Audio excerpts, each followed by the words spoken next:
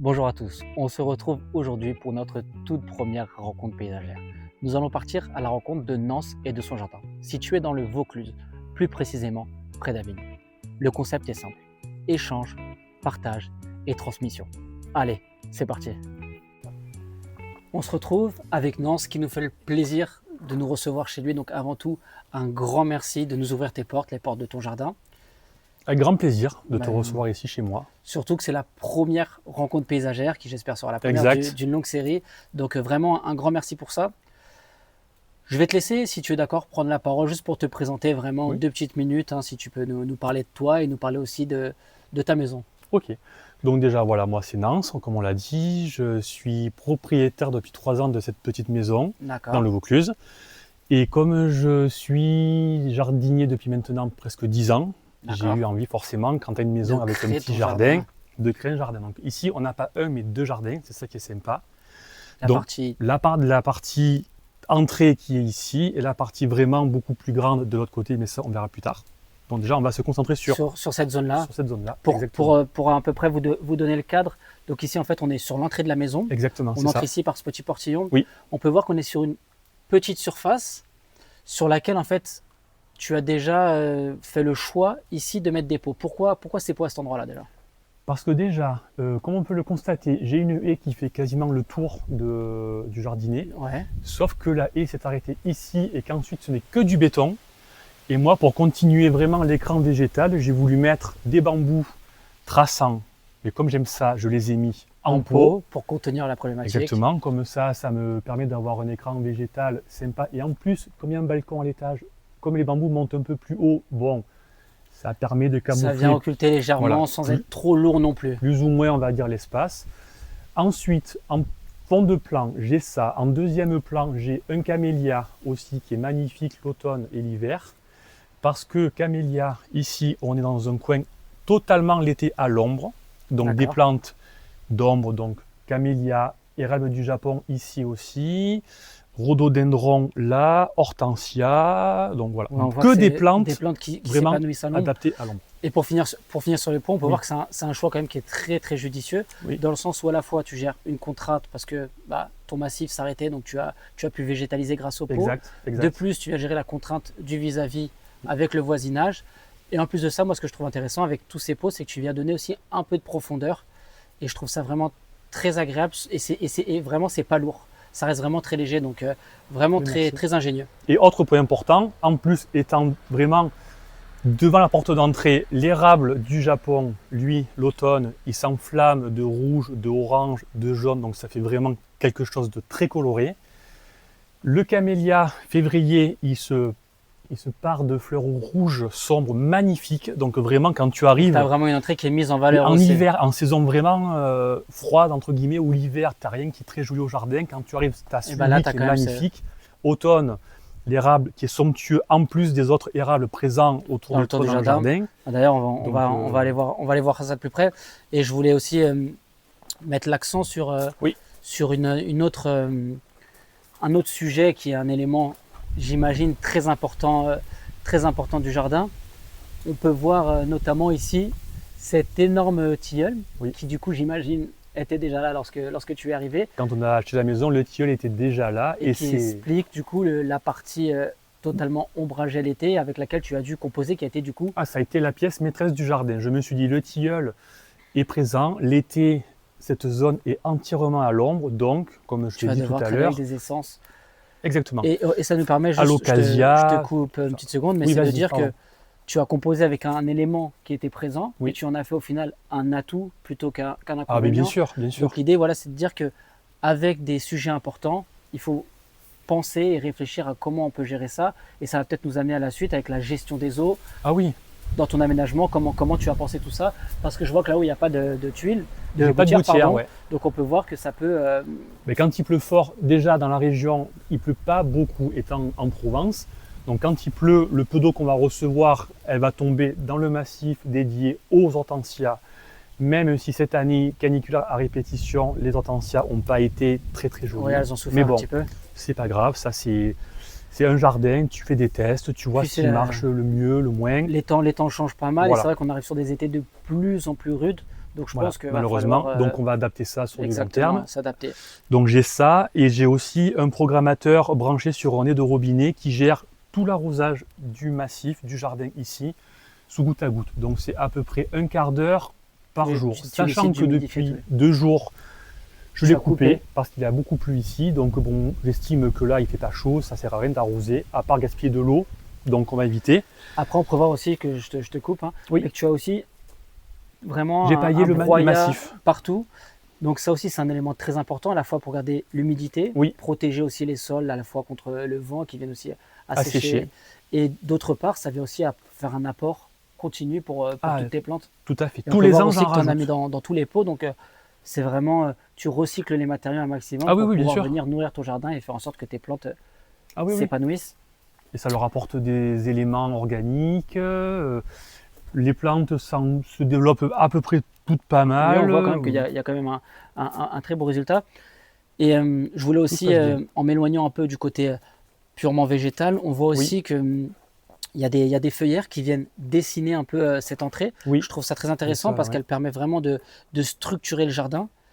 À la fois, je ne sais pas si c'était volontaire, tu as créé cette petite cour qui, pour moi, dans une entrée, doit vraiment être pensée de cette manière. C'est-à-dire qu'on n'a pas un endroit qui vient nous étouffer lorsqu'on arrive. C'est vraiment très dégagé malgré un aménagement végétal assez important. Donc je trouve ça très ingénieux. Et l'été aussi, très important, comme il fait très très chaud et il y a un arbre qui procure de l'ombre, on a plus tendance à vouloir venir se poser ici avec une petite table. Donc au final, elle a deux fonctions. Elle est à la fois une entrée et puis aussi elle a une zone pour l'été, c'est agréable. Qui vient. Et au niveau du coup de la mise en place de ces feuillères, c'est quelque chose d'assez simple. C'est tout simple, regarde, c'est juste poser, parce que moi j'aime bien les avoir un peu surélevés. J'ai soudé des fers à béton côté massif comme ça, sinon visible, soudés, plantés dans la terre. Et tu viens juste les mettre en place. Exactement. Et pour rebondir sur ce que tu disais, là tu as pris le parti de les laisser apparentes, mais elles peuvent très bien aussi être enfoncé vraiment à zéro entre les deux, où là on n'a pas le profil existant. Moi je voulais bien avoir vraiment la démarcation entre vraiment le massif et le minéral. Ça marque, et puis au niveau du regard c'est vrai que ça vient structurer, et à savoir que ce matériau il est très intéressant notamment parce que là on peut voir que l'épaisseur est quand même assez importante, mais sur des épaisseurs beaucoup plus fines, on peut venir le travailler sur des formes libres, et du coup c'est vraiment pour moi très intéressant. Voilà, un élément pour bordurer qui est vraiment très chouette. Pour conclure tout ça, moi je voulais juste déjà te féliciter pour cette entrée parce que franchement, lorsqu'on arrive, on est vraiment sur quelque chose de bien aménagé, bien réfléchi et surtout très, très léger. Malgré le fait que, comme on le disait, que ce soit une entrée assez petite, on se sent vraiment bien, on ne se sent pas étouffé. Et il y a quelque chose moi qui m'intéresse, et on finira là-dessus, c'est que j'imagine qu'au fil des saisons, le tilleul perd ses feuilles. Donc ici, on se retrouve sur une zone à terme qui va devenir de plus en plus lumineuse, avec des sujets qui vont évoluer, des couleurs très intéressant. Donc, est-ce que tu pourrais nous parler, juste pour conclure, avant qu'on parte découvrir la suite, comment ça évolue au fil des saisons, et j'espère que ça donnera aussi une petite parenthèse, lieu à d'autres rencontres. Bien sûr. Mais comment évolue cette entrée? C'est-à-dire que c'est pas figé, on vient vraiment... Non, pas du tout. Ce qui est sympa, c'est déjà l'hiver, comme je disais, le camélia est somptueux, il est en fleurs, donc c'est très lumineux parce que lui n'a aucune feuille, le tilleul. Ensuite, les érables font leurs feuilles, donc c'est très joli, c'est très vert, c'est très frais. L'azalée est en fleurs, c'est somptueux aussi. Les rhododendrons aussi. Ensuite, lui est en feuilles. L'été se passe tranquillement. L'automne, le tilleul perd ses feuilles courant octobre. C'est assez rapide.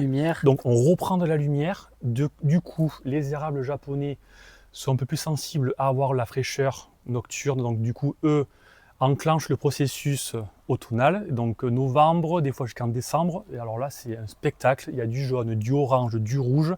Ça dure 2-3 semaines. C'est merveilleux. Et après, tout le monde dort. Tout le monde dort. Plus personne. Mais c'est ça qui est intéressant. C'est magnifique. C'est vraiment dans la conception de son jardin, penser aux essences de manière à vraiment avoir un spectacle qui dure au fil des saisons. Un jardin évolutif, et à savoir que même lorsqu'il n'y a pas de feuilles et qu'il n'y a pas de fleurs, l'écorce fait aussi son effet. Et l'écorce vient aussi faire vivre cette entrée, même si du coup, elle est un peu moins... Preuve en est le bambou, exactement, qui est un bambou noir. Donc le tronc, lui, la canne du bambou a la particularité d'être vraiment noir. Et c'est assez intéressant d'avoir ça comme bambou aussi. Voilà. Donc c'est vrai que c'est quelque chose qu'on retrouvera aussi de l'autre côté, mais voilà. Toujours penser à jouer sur les textures, les couleurs, les volumes, et la place des pots dans le jardin, vraiment, là, on en voit toute l'utilité, mais je pense qu'on le verra aussi de l'autre côté. Oui, oui, oui. Donc, si tu es d'accord, on va bon. passer à l'autre côté et C'est découvrir ce petit écrin de verdure. Allez, c'est parti.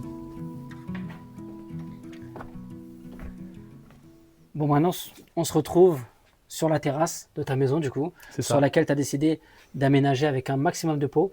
Est-ce que tu peux nous en parler rapidement, s'il te plaît? Oh, ben bien sûr. Donc déjà, tu peux voir derrière toi, là, j'ai planté en pot des agrumes parce que j'adore ça et je trouve que c'est hyper sympa d'avoir ses propres citrons, oranges, clémentines. Orangés notamment. C'est ça. Donc là, on a un citron doux pur chat qui est assez intéressant, qui est très très doux, d'où son nom l'indique.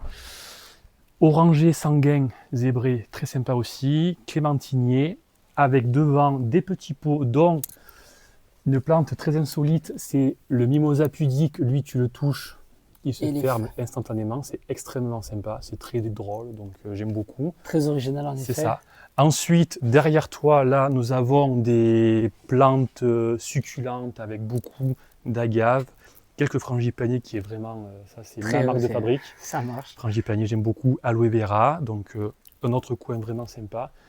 Et pour finir la terrasse, ce coin-là avec des hibiscus de Chine, du papyrus en pot pour apporter un petit peu de légèreté, de hauteur, et l'olivier qui est vraiment lui symbole de Provence. Avec à son pied, très original aussi, un mimosa que j'ai acheté à une pépinière qui ne fait que ça, des mimosas greffés dans le Var, donc qui sort un peu de l'ordinaire. Un mimosa dans un pot, adapté. Donc lui, il est vraiment fait pour vivre en pot, c'est vraiment... Lui, taille adulte, il doit faire 2-3 mètres maximum. Donc vraiment, c'est vraiment adapté pour les pots. Les pots et les petits jardins. Au niveau des pots qu'il y a ici, j'imagine qu'il doit avoir un va-et-vient qui se passe au fil des saisons. Tu dois les enlever. Du coup, comment tu gères cette contrainte-là? Cette ligne agrumes, ils restent là toute l'année. D'accord. Ils ont leur place. Par contre, de ton côté, les hibiscus de Chine, eux, l'hiver, ils vont au garage car ça gèle. Donc les pots d'agrumes dans le jardin viennent ici. Comme ça, tous les hibiscus sont sur la terrasse, au soleil, à l'abri des gelées. Et au moins, on en profite. Donc ici, sur la terrasse, as quand même tu bénéficies de cet avantage-là. Ça reste à abriter des gelées. D'accord. Très ensoleillé l'hiver. Donc voilà. Et puis comme c'est une terrasse et avec les pots, ben, c'est sans cesse en mouvement. Je change. Après, c'est encore j'aime bien une fois, aussi. Avec devant aussi, ça, voilà, avec une petite jardinière aussi de basilic. De basilic, ouais. Comme ça, pour la cuisine, c'est beaucoup plus sympa. Non, bah écoute, en tout cas, très, très original encore une fois. Et puis j'aime beaucoup, ça apporte aussi de la hauteur sur cette terrasse. Ça vient lui apporter de la vie, de la couleur, parce que c'est vrai que ce carrelage-là, j'imagine que sans rien, c'était peut-être un peu fade. C'était très fade, exactement. Donc là, je trouve que tu as réussi à créer de la couleur et j'aime beaucoup toutes ces plantes originales que tu mets en avant. Et en créant aussi, en continuité des pots, un coin salon de jardin. Qui est connecté directement aussi à la maison. Donc c'est vrai que là, et ça crée encore une bulle un petit peu de verdure avec les pots, les plantes, donc c'est assez intéressant. C'est ça, mais je pense que voilà, cet apport de végétal, il est indispensable pour venir ne serait-ce qu'alléger encore une fois. Là, on voit vraiment qu'il y a une densité, mais on ne se sent vraiment pas étouffé. Au contraire, j'ai l'impression que ça nous fait encore plus respirer. Et ça nous amène derrière toi à ces petites marches. C'est ça.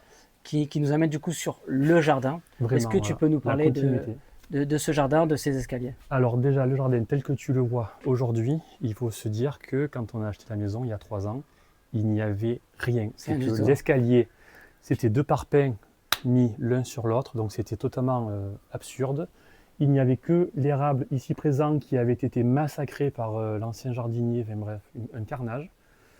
Et moi de là, j'ai voulu imaginer, j'ai voulu créer. Et déjà, pour commencer, je voulais créer l'escalier qui a été fait vraiment dans la continuité et dans l'axe de la porte-fenêtre pour que vraiment, quand on est dans la maison, on ait vu sur le jardin et pas sur un massif qui aurait pu du coup couper la visibilité. Tu vois, et qui au final aussi met en valeur cet érable. Exactement. Ce qui est intéressant dans ce que tu disais, c'est que c'était un oublié du chantier et qui au final il a été abandonné, une pièce maîtresse quand même de ton jardin. Ah oui. Et ça nous amène à revenir sur l'histoire du tilleul de vent, de se dire qu'en fait, il est intéressant de composer avec ce qu'on a déjà. Exactement. Bah écoute, si tu es d'accord, on va y aller gentiment. Exact. Et par la même occasion, j'en profite pour te demander du coup, comment tu as réfléchi ce jardin? Comment tu l'as pensé? Comment tu l'as conçu? Des petites anecdotes? Alors, je l'ai pas vraiment, j'ai pas eu vraiment d'idées, enfin j'avais beaucoup d'idées, pardon, plutôt dans ma tête, et j'ai voulu un matin faire un dessin pour essayer de mettre à plat mes idées. C'était J'ai tout eu la simple. chance de voir ce petit dessin, d'ailleurs on le mettra parce que je pense qu'il Exact. vaut le détour.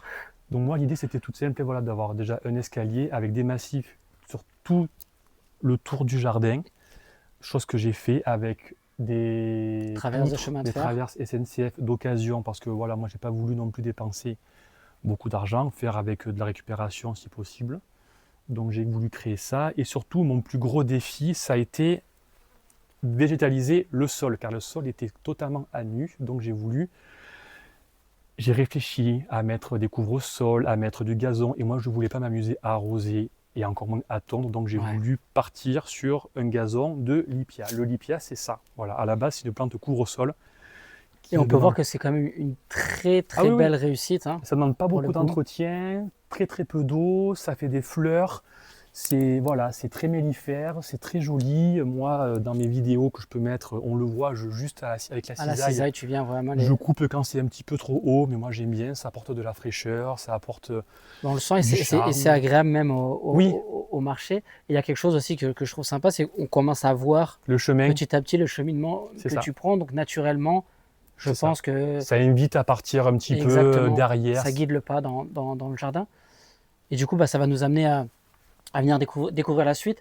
Au niveau de tous tes choix de plantes, de végétaux, on est sur un profil totalement différent de ce qu'on a pu avoir à l'entrée ici. J'ai l'impression que tu peux t'amuser davantage. Ah là, c'est vraiment freestyle, comme je le dis, c'est vraiment...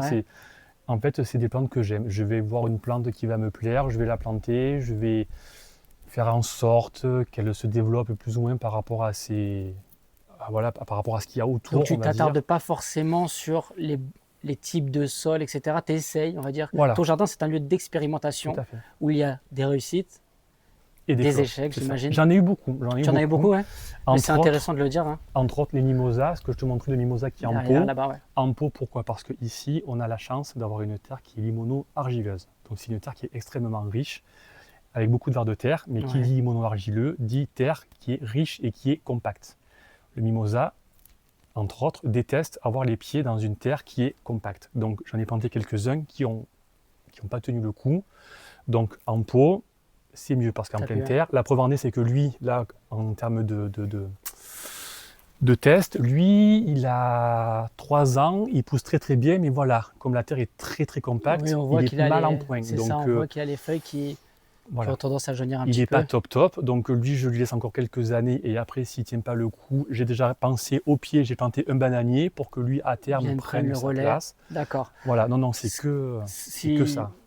Par rapport à ce que tu viens de dire, ça m'amène en fait à te poser une question dans la conception du jardin, encore une fois, et dans le choix des plantes. J'imagine que chaque plante n'est pas mise entre guillemets au hasard, dans le sens où tu as dit que c'était freestyle par rapport au choix, mais par rapport à leur position, il y a un facteur important qui est le développement à terme de la plante.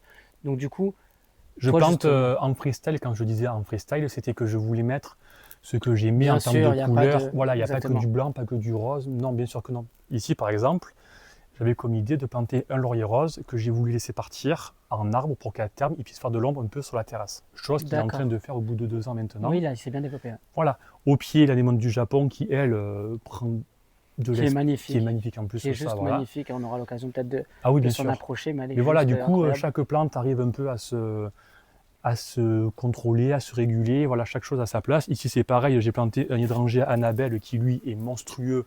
Il est grandiose, fait rien qu'à voir, tu vois, la grosseur des... C'est ça, il a pris sa place dans le jardin, et on peut dire que... Après, voilà, avec quelques agapantes à côté, on peut revoir encore une fois que tu as encore utilisé comme tu dis, des plaintes en fer. Avec ici encore des bordures, avec les traverses en bois. Oui. Ça, c'est vraiment très utile, je le conseille. Hein, que ce soit les traverses mis comme ça sur champ, notamment là, ça vient vraiment quadriller l'espace encore une fois, ça vient mettre en valeur à la fois les plantes et dissocier les deux éléments. Voilà. Ici, la feuillère, elle est beaucoup plus légère. Du coup, visuellement, elle vient se fondre dans la masse. Avec le lipia, en plus, bon là, il est en train un petit peu de partir. Mais au niveau de la gestion, pour toi, c'est plus facile parce que ça évite justement au lipia de... Parce que sinon, j'imagine que... Sinon, il part de partout, le lipia. Il va venir coloniser ton massif et ça serait beaucoup plus problématique. C'est ça. Non, j'ai fait...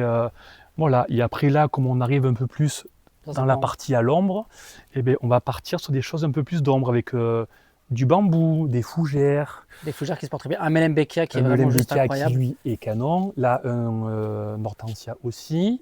Encore des fougères. Non, vraiment, au plus on recule, au un plus bambou non traçant, j'imagine. Par contre, ça, c'est un bambou qui est non traçant. Et on peut voir du coup, rien qu'au niveau de leurs pores, ils sont beaucoup plus denses. Beaucoup plus verts. Exactement, il y a vraiment un port différent. Et moi, je voulais rebondir juste sur le Melembekia, qui n'est pas forcément très très connu. Ça, c'est vraiment une plante qui est pour incroyable. Moi, une valeur sûre du jardin. Et puis, ça fait vraiment un beau... qui s'épanouit rapidement, qui forme, comme tu dis, un coussin qui peut même se plaire dans de la rocaille pure. Hein. Vraiment, c'est un sujet qui est très intéressant. Et je voulais aussi faire un petit clin d'œil avec ce petit ginkgo. C'est un ginkgo nain, du coup, c'est ça que... C'est ça. Alors ça, c'est une variété qui reste extrêmement naine. On le voit, en fait. Il est tout petit. Il prend 1-2 cm par an. Un port très compact. L'automne, bon, c'est sublime, jaune, d'or. Et du coup, ça, c'est bien pour les petits jardins. Car tu peux avoir des variétés naines qui vont venir dans ton jardin. Parce que sinon, c'est vrai que le ginkgo, il a tendance à... C'est un arbre qui devient monstrueux. Qui devient très imposant. Donc, une belle alternative. C'est ça. Je voulais aussi venir avec toi là, sur la manière dont tu travailles tes lauriers, celui-ci comme celui-ci. Là, alors, du coup, tu as décidé de garder que le tronc pour ne pas venir le surcharger au niveau et de venir juste rattraper le rideau végétal qui est au-dessus. Alors lui, c'était pareil. C'était déjà, pour l'anecdote, ce laurier, c'était une bouture que j'ai fait. D'accord. Parce qu'en fait, comme on peut voir la couleur, c'est une espèce de blanc-rose très délicat, très très original. Donc j'aimais beaucoup la bouture a pris et en fait je voulais surtout le faire partir en arbre pour garder le dessous aménagé avec des plantes. C'était pour avoir le côté massif sur à peu près 1,60 m et après la partie arbre vraiment au-dessus. Mais c'est pas perdre en espace. Je vois que tu as fait ça aussi de l'autre côté. Si tu veux bien qu'on oui, bien sûr. Qu'on avance vers sûr. Vers là-bas.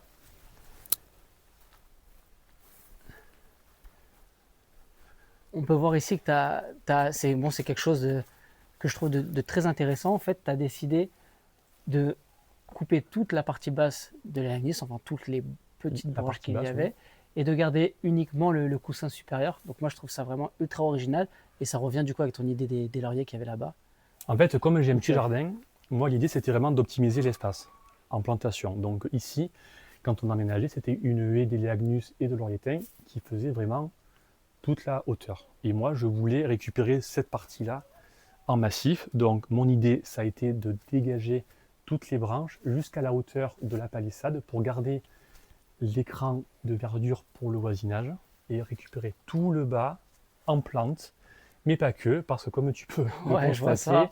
Comme ici, c'est un peu le jardin des plantes insolites, j'ai voulu mettre ce qu'on appelle des Tillandia. Ce sont des plantes assez insolites soient-elles, qui vivent uniquement grâce à l'humidité de l'air et qui n'ont besoin de rien d'autre que de l'eau pour se développer et de l'humidité. Pas de terre, tu l'accroches sous, voilà, comme là, sous des arbres, ça capte l'humidité, ça fait des fleurs, ça résiste à moins 8 degrés. C'est génial et ça apporte une touche un peu exotique dans le jardin que je trouve moi vraiment... là, tu vois, rien que celle-là, par exemple. Elle est juste... Je ne sais pas si tu vois la grosseur de la plante, mais c'est incroyable. Non, c'est vrai. Et c'est très, très original. C'est quelque chose qu'on retrouve très, très peu dans les jardins. Mais moi, j'aime beaucoup cette idée de venir effacer tout le branchage inférieur, en fait, afin de venir créer de la place. Et surtout, encore une fois, c'est beaucoup moins étouffant. C'est-à-dire que là, on n'a pas ce gros rideau. L'Elaeagnus, il a tendance quand même à être assez costaud, assez imposant. Là, au final, on a vraiment ce... Et j'ai quand même voulu, toujours derrière, en transparence, mettre du fil de fer pour faire grimper dessus, entre autres ici, une clématite Armandie. Là, on a un chèvrefeuille, un jasmin. En bas, on a un petit lierre. Et ici, on a un solanum jasminoides qui, pareil, lui, a colonisé tout le panneau. Pour vraiment garder de la verdure, mais vraiment sur une surface... On est vraiment dans ça. Lorsqu'on arrive dans ton jardin, c'est ce qui optimiser l'espace. C'est vraiment optimiser l'espace. D'où aussi ton petit coin aromatique qui a été bien pensé, encore une fois, où on peut voir toutes tes petites aromatiques. D'ailleurs, la verveine, tout à l'heure, je l'ai sentie, elle est incroyable. Elle est vraiment incroyable. J'ai verveine, mélisse, sauge de Californie, de la menthe en pot, comme ça. La menthe en pot, elle ne part pas dans tous les sens. C'est ça, ouais. Ingénieux. Et la ciboulette. Et par derrière, qui vient avec l'aromatique, le potager en palox. Aussi pour optimiser vraiment l'espace. Optimiser, j'imagine aussi un aspect fonctionnel. Ah, mais bien sûr. Au niveau là, j'ai l'impression qu'elle attend juste que. Ah, mais c'est ça, c'est hyper facile, tu vois. T'as qu'à. Bon, il faut être un peu grand parce que là, c'est la pleine saison, mais bon, tu vois, tu peux ramasser des tomates cerises, c'est que ça. Donc, on a du monde, apéritif. Tu prends les tomates, tu as les fraises d'un côté, les framboises de l'autre. C'est super. Non, je trouve ça hyper ingénieux, hyper fonctionnel. Tout comme ce petit massif que tu es venu créer, il vient au pied de l'arbre en plus. C'est un peu sympa aussi. Et ça nous amène, excuse-moi, à ce petit coin ici. Oui, les pots. Encore une fois, on est encore sur des pauses. Tu as décidé d'en mettre beaucoup. Moi, j'aime beaucoup cet esprit-là parce que quand on arrive dans le jardin, malgré que ce soit un carré qui n'est pas non plus très très grand, je ne sais pas, tu as combien de surface ici? Franchement, je ne dois pas avoir. Même 100 mètres carrés, je pense. Je sais même pas. On est sur quelque chose de pas très grand et au final, en apportant ça, tu crées une circulation dans ton jardin. C'est-à-dire que lorsqu'on arrive, on n'a pas tout découvert. Parce que derrière, on a à découvrir. Tu as créé ce cheminement que je trouve très intéressant, avec aussi des sujets. Là, on peut voir un érable. Du coup, je ne sais pas si tu as des petites informations à nous donner à ce sujet-là. Alors ça, c'est un érable que je recherche depuis quelques années. C'est un érable Black Lace. D'accord. D'où son nom l'indique, black, parce qu'en fait, son feuillage est très très sombre. Et l'avantage, c'est que les érables japonais pourpres, au plus c'est pourpre, au plus ils peuvent être en plein soleil. Donc lui, très bon à savoir. Il a subi des canicules. La preuve en est, c'est qu'il n'a pas cramé.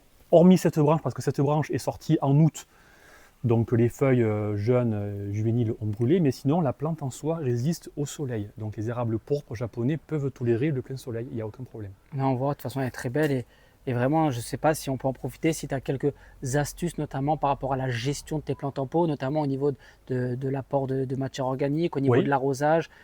Alors si déjà, tu avais 2-3 trucs à nous dire. Encore une fois, dans cette partie du jardin, tout est sous goutte à goutte. Donc je me suis embêté à faire un ingénieux système de goutte à goutte qui part dans tous les massifs, qui passe dans le palox, qui passe sous tes pieds. Tu as le tuyau qui passe, que tu vas ressortir et qui vient ici. Et après, c'est que des capillaires.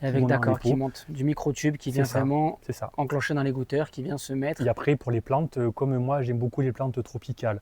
Les agrumes, que ce sont des plantes qui résistent moyennement au froid. Mais du coup, les pots, je peux les sortir en saison estivale dehors. Je les rentre l'hiver. Comme je disais, les agrumes, ici, entre autres, un magnifique mandarinier Satsuma résistant à moins 8, moins 10 degrés.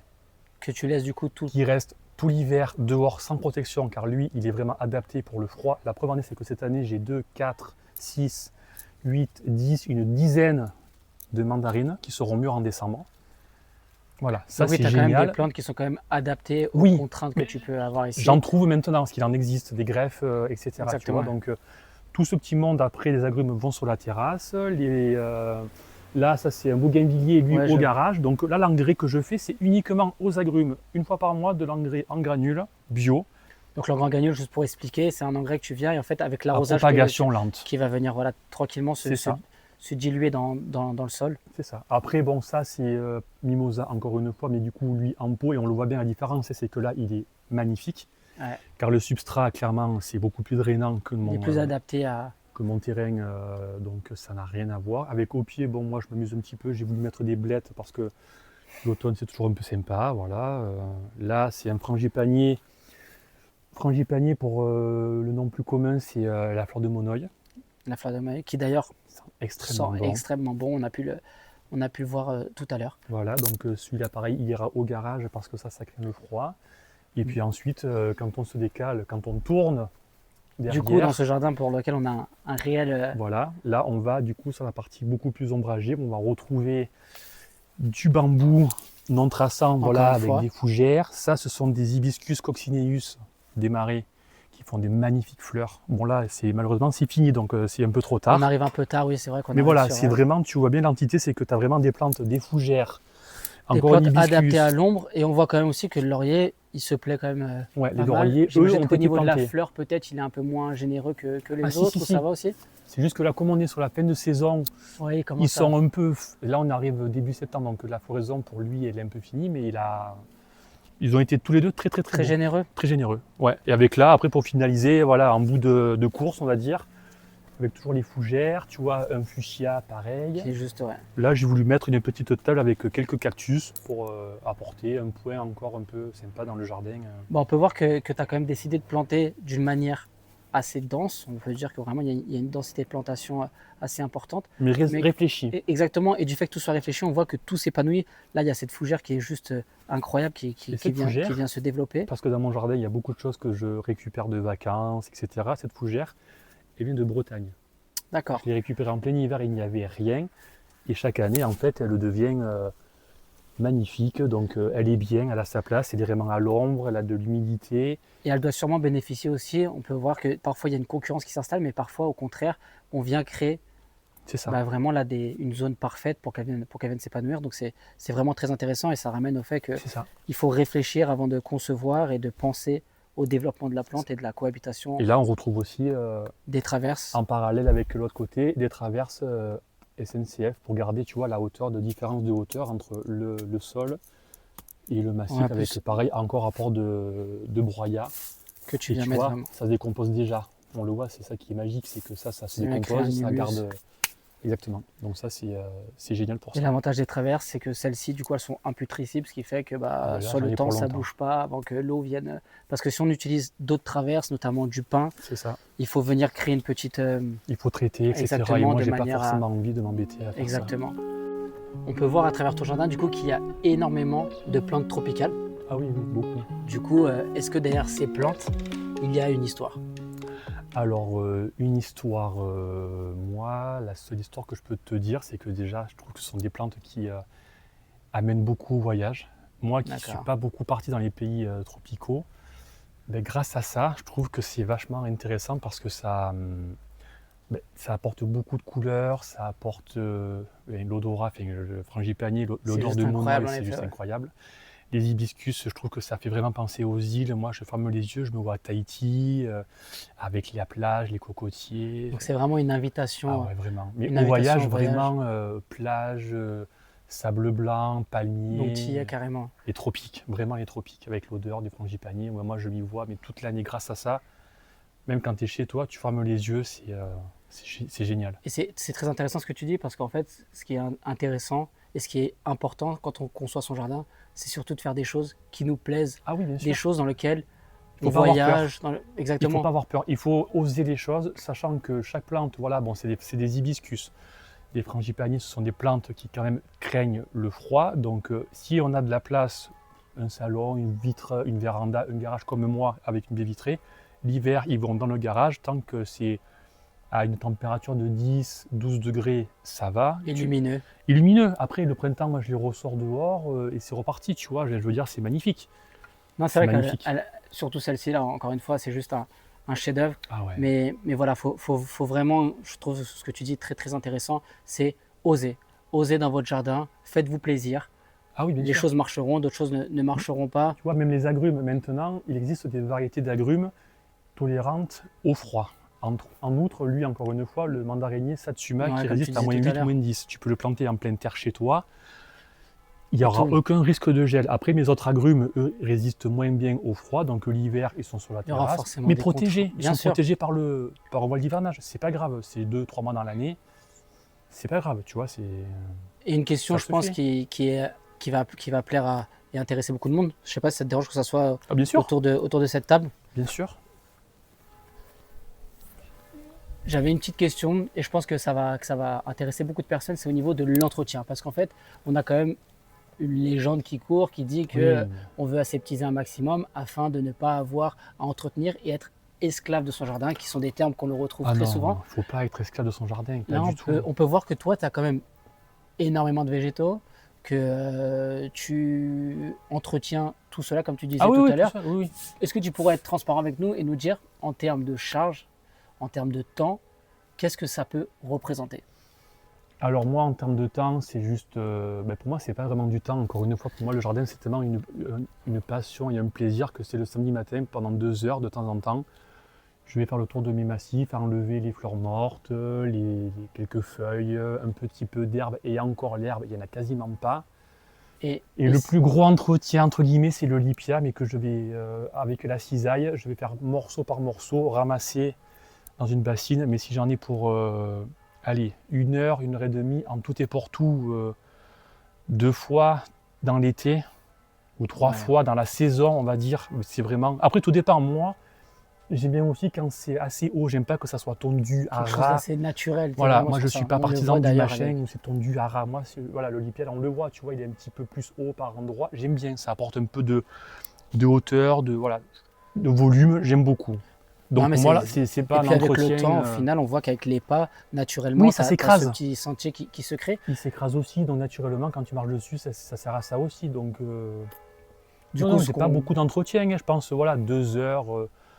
Mais 2 heures, encore une fois, parce que c'est de la passion. Mais si tu Oui, devais t'adresser à quelqu'un qui n'a jamais mis les mains dans le une jardin fois de temps en temps, il coupe les fleurs mortes. Après, la taille des rosiers, c'est une fois par an. L'altéa, c'est une fois par an. Ramasser les feuilles, c'est une fois par an. Si vraiment tu veux limiter le plus possible l'entretien de ton tu n'es pas jardin, esclave de ton jardin. ah, pas du tout, pas du tout. Bah, c'est important de le dire et c'est important de convaincre les gens que Il faut pas il faut pas faire un jardin si on a peur que ça soit une contrainte. Il faut le faire par plaisir. Et si on ne veut pas avoir trop d'entretien, éviter de mettre des plantes qui vont demander trop d'entretien aussi. bien sûr. Il faut mettre des plantes, voilà, tu vois, des choses qui vont fleurir, que tu vas tailler qu'une fois dans la saison.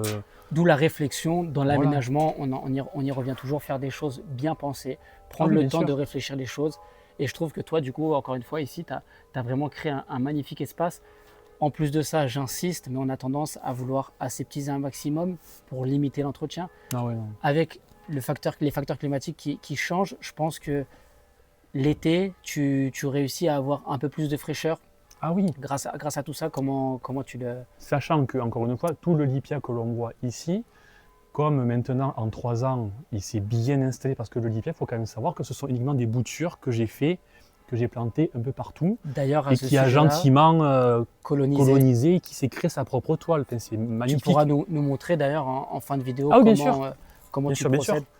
Et le Lipia, encore une fois, comme je le disais, c'est que comme maintenant il est hyper dense et hyper épais, de tout l'été, je ne l'ai pas arrosé. Il n'y a pas d'arrosage pour le Lipia. Le seul arrosage ici que j'ai, c'est pour les massifs. Donc tout le Lipia est en autonomie. Très important. Et comme il est épais, il garde l'humidité. Quand il pleut, quand il y a un orage, le peu de pluie qui tombe va aller à la terre. La terre va garder cette fraîcheur. Et c'est tout. Donc pour ça, en termes d'entretien et d'économie, c'est génial. Économe en temps de travail. Et c'est quelque chose quand même très résistant parce qu'on peut voir que même au pas, ça résiste bien. Donc ça, c'est vraiment quelque chose sur lequel il faut se pencher et auquel il faut songer clairement dans nos jardins. Après ici, bon, il y a de l'ombre, il y a des arbustes, mais j'en ai vu planter dans des ronds-points, le Lipia depuis quelques années, dans des ronds-points non irrigués. Donc le Lipia l'été, il est vert, mais on voit qu'il n'est pas non plus comme ici, mais n'empêche qu'il reste vivant. Donc même dans des endroits très ensoleillés, très secs, vous le plantez, vous l'arrosez un petit peu, parce que c'est normal, il faut arroser un petit peu au tout début. Bien sûr. Mais après, une fois que le Lipia est installé, vous ne vous en occupez pas, à part le tondre ou le couper à la scie, comme je fais. Rien d'autre. Mais après, le Lipia, il est en autonomie totale. Je veux dire, c'est fascinant. C'est mellifère, donc pour les abeilles, c'est du bonbon, c'est génial. Et ça, oui, ça attire les voilà, c'est mellifère, donc c'est génial, surtout par rapport maintenant, dans le monde actuel, avec ce souci de préserver l'environnement, les abeilles, etc. Bien donc sûr. c'est très intéressant aussi. De même que l'anémone du Japon, cette plante magnifique, est très mellifère aussi, et ça c'est magnifique. Et son corps comme ça, ah oui, il apporte de la verticalité, mais il est aussi très léger. Là aussi, tu vois, en termes d'association, l'anémone du Japon prenait beaucoup d'espace devant le tulbagia. Et bien, rien qu'en enlevant quelques feuilles basses, le tulbagia et au pied a trouvé un peu de place, l'anémone au-dessus sort, et du coup, chaque plante a réussi à trouver son espace et son équilibre. Des fois, c'est pas plus compliqué que ça. Tu peux planter des choses à côté, voilà, avec un peu de réflexion, tu t'enlèves 2-3 feuilles et tu arrives à avoir... De réflexion, d'expérimentation, encore une fois, exactement. Et ça nous amène sur la fin du coup de cette vidéo. Avant tout, je voulais te remercier encore une fois de nous avoir ouvert les portes de ta maison, de ton jardin.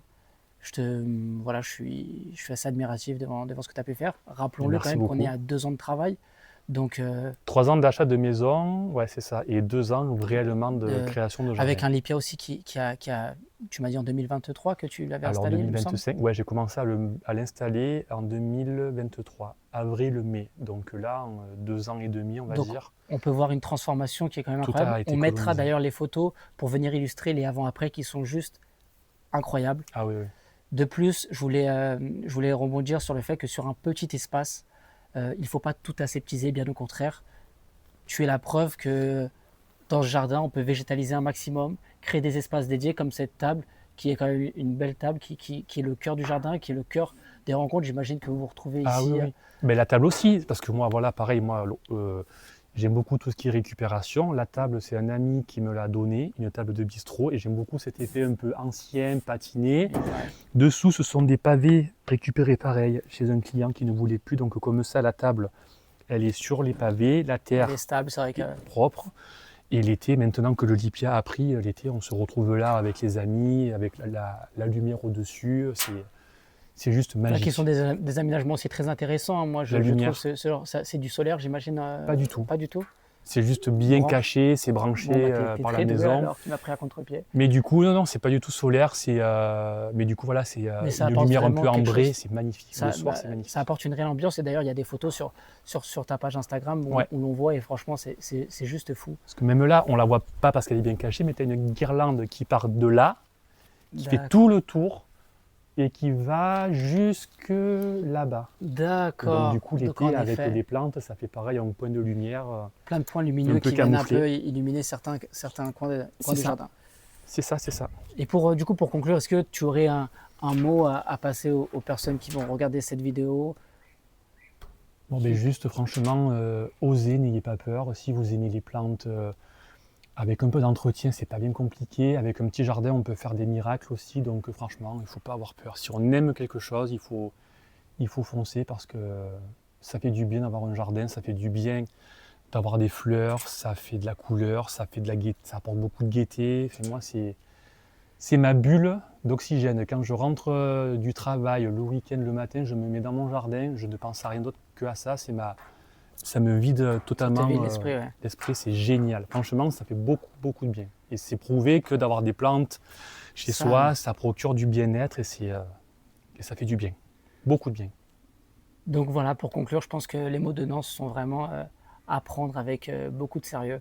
On peut voir qu'à travers ce jardin, on s'y sent vraiment très bien, que sur des petites surfaces, on peut faire de belles choses, que les aménagements en pot apportent vraiment des choses à nos aménagements, qu'il faut prendre le temps de bien réfléchir, de bien concevoir son jardin, d'oser encore une fois, et vous verrez que vous réussirez vous aussi à avoir des jardins semblables à celui-ci. Comme promis, chose promise, chose due, Nance va nous montrer comment bouturer le Lipia. C'est ça. Donc, je te laisse faire et nous montrer tout ça. Alors déjà, rien de plus compliqué, on prend une branche de Lipia. Donc voilà. D'accord. Ce qu'on peut remarquer, c'est que le Lipia, c'est extrêmement bien foutu. C'est qu'en fait, à chaque feuille, tu retournes, tu vois, tu as des racines. Et en fait, il faut se dire que juste ça, tu le prends. Chaque petite feuille, ça, c'est une bouture. Donc rien de plus compliqué, tu le prends. Là, un pot de terre préalablement préparé, tu fais un petit trou, tu mets ça comme ça, avec un peu de terreau, t'arroses. Et c'est parti, c'est magique. Tu vois, j'en avais préparé aussi. Voilà, quand c'est un peu plus costaud, c'est pareil. Donc tu prends, tu coupes, un petit trou avec ton doigt, un petit pot, tu mets ça, t'enterres, et c'est parti. Donc après, bien sûr que ça, c'est pour vraiment, si tu veux, faire de façon propre. Moi, comme j'avais beaucoup de surface, j'ai pris directement des boutures un peu plus grosses que j'ai plantées vraiment directement. Et qui après se colonisent petit à petit, ça vient prendre. Comme une toile d'araignée. Après, ça se lie, voilà, ça file, ça s'enracine. Parce que voilà, ça, au contact du sol, ça s'enracine. Donc du coup, après ça, ça ne bouge plus. Donc ça file. Voilà, donc après, tu as ça et du coup, là, surtout, tu arroses un petit peu et voilà, c'est un parti. bon plombage de manière à vraiment faire en sorte que le substrat vienne coller aux racines. Et puis après ça, tu rempotes au bout de combien de temps? Tu réempotes ou tu remets directement une fois que ça a commencé à bien prendre, tu le mets en pleine terre et tu arroses un petit peu en pleine terre. Idéalement l'automne, comme ça. L'automne, bien sûr. Ouais. Ça prend les pluies d'automne, c'est arrosé de façon Et toi, pour cette surface-là, comment tu t'y es pris niveau... Est-ce que tu en as planté une par-ci, par-là? Alors j'ai commencé stratégiquement. J'ai commencé à en planter devant l'escalier. Ensuite, je suis parti ici. Espacé? Tu venais les espacer? Espacé. Et ensuite, je suis parti derrière pour que l'avant soit en premier, on va dire, vert. Et là où je voyais des trous, des manques, j'en rajoutais. Et ainsi de suite. Et maintenant, ça... En 2 ans, on peut voir que ça a bien... Voilà. Donc, il y a juste un petit peu le fort, mais c'est à l'ombre. Mais ça commence à prendre aussi gentiment. On voit gentiment. Ça prend son temps, mais ça va. Et voilà. Après, tu as ça et c'est fascinant. Je veux dire, ça se bouture à l'infini, extrêmement bien. Voilà, tu vois. Et encore une fois, je reviens sur tes propos de tout à l'heure, mais voilà, c'est quelque chose de très économique qui va venir avoir un effet juste incroyable sur le jardin. Et en plus de ça, très peu demandeurs d'eau. Donc dans les temps qui courent, c'est juste parfait. Et qui en entretien, comme je l'ai dit, moi personnellement, j'aime bien cet aspect où on peut voir le cheminement fait par les pas et cet esprit un peu plus naturel, plus sauvage sur les bordures. Donc encore vraiment... Une fois, mellifère. Le gazon que tu tons, le gazon, c'est de l'herbe, c'est rasé, c'est vert. Parce qu'on peut voir qu'ici, il y a des petites fleurs qui d'ailleurs, pour l'anecdote, tu nous disais tout à l'heure, qui sentent aussi quand tu marches dessus, qui dégagent un... Ah oui, non, mais tu vois, c'est que ça, c'est fascinant, ça sent tellement bon, je sais pas si tu... On aurait que des belles choses à dire au sujet de ça, donc voilà. Pensez-y, c'est une alternative ultra intéressante, contrairement au gazon, donc songez-y. Si jamais vous avez des questions, de toute façon, n'hésitez pas à les mettre en commentaire. Bien sûr. Et que ce soit Nance ou moi, on se fera un grand plaisir de vous répondre. En attendant, je vous dis à très bientôt, j'espère, pour une future rencontre paysagère. Et si Nance est d'accord, l'invitation est lancée. On reviendra pour voir un peu la suite du jardin à d'autres saisons. Exactement, car un jardin, ça évolue, ça vit en continu. Exactement. Avec plaisir. À bientôt. Merci pour ton Nance. Ciao.